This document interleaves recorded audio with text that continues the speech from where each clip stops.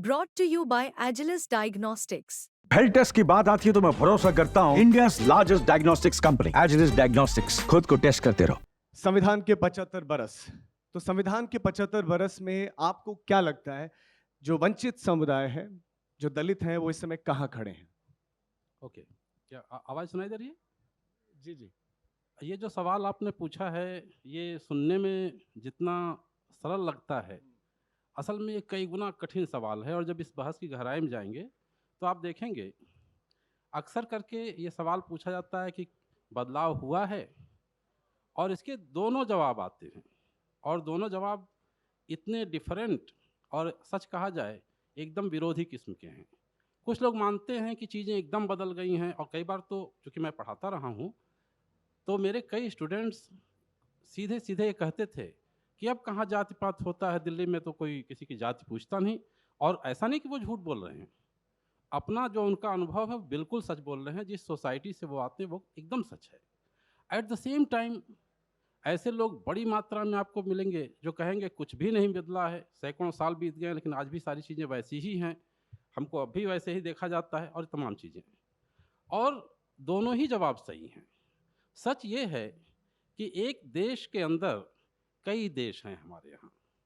और अगर आप देखें, मेरे कुछ टीचर्स थे जिन्होंने बताया, और बड़ी सुंदर एक उपमा दी थी उन्होंने, मैं आपके साथ शेयर करना चाहूँगा कि भारत एक ऐसा देश है जिसमें अगर आप ऊपर नज़र उठाएं तो आपको हवाई जहाज़ गुजरता हुआ दिखाई देगा, और अगर आप नीचे की तरफ नज़र डालें तो आपको बैलगाड़ी चलती दिखाई देगी। ये दोनों सच पैरेलल एग्जिस्ट करते हैं हमारे समय में एक साथ। और इसीलिए जो ये बदलाव का सवाल है वो भी सीधा सवाल नहीं है। कहीं बदलाव की रफ्तार बहुत तेज़ है और कहीं बदलाव की रफ्तार बहुत धीमे है। यानी अगर आप घर के अंदर देखें तो आपको ऐसे घर देखने को मिल जाएंगे जिनमें अलेक्सा स्पीकर, स्मार्ट स्पीकर जो होते हैं वो भी मिलेगा, और आपको सिलबट्टा भी मिलेगा। और ये सिलबट्टा जानते हैं किस ज़माने का औजार है? ये पाषाण काल का औजार है। जब पत्थरों के औजार बनाए जाते थे, उस ज़माने की चीज़ आप देखते हैं कंटिन्यू करते हुए हमारे घरों तक में चली आई है।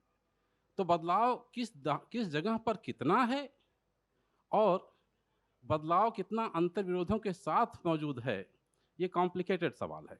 और इसी लिहाज से देखें तो भारत की स्थिति आपको एक ऐसी ट्रेन की तरह दिखाई देगी जिसमें फर्स्ट क्लास भी है और वो जो जनरल डिब्बा होता है वो भी है।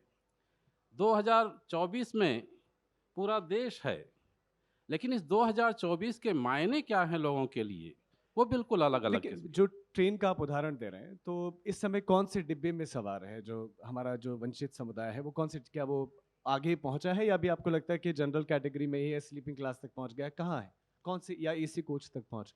अगर आप वंचित शब्द का इस्तेमाल पहले ही कर देंगे तब तो जाहिर सी बात है वो जनरल डिब्बा है।